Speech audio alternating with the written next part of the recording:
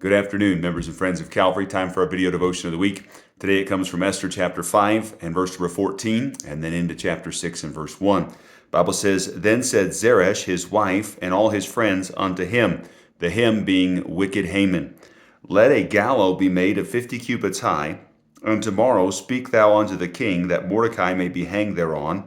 Then go thou in merrily with the king unto the banquet. And the thing pleased Haman, and he caused the gallows to be made. And so Haman hates Mordecai. He's planning on killing him. He talks to his family about it. They said, oh yeah, make this gallows, and tomorrow they're going to hang Mordecai on it. And Haman does it. He's all excited. He goes in merrily to the banquet. Man, it's got the world by the tail on a downhill pull, as my dad would say. Life is good and great for the bad guy. Chapter 6, verse 1. On that night, I'm going to add a word, on that very night, on that particular night, on that unique night, could not the king sleep. And he commanded to bring the book of the records of the Chronicles, and they were read before the king. And so he's listless. Ahasuerus can't sleep, and he wakes up, and he's thinking. And so he goes and he has people read him the court records. That ought to put anybody to sleep.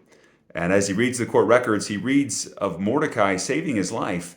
And he asks the question, what was done for Mordecai? And they answered, nothing was done for Mordecai.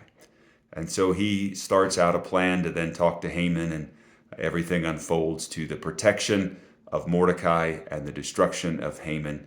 And in one night, everything changed. Here's our devotion. Here's our lesson this morning. God can change anything in one night's time. I'm so thankful that while I sleep, God is at work.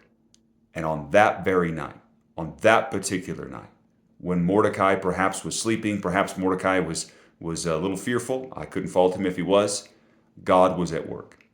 So I just want to challenge you this afternoon that our God knows where we're at. He knows what we're going through. He knows what we're up against and who we're up against.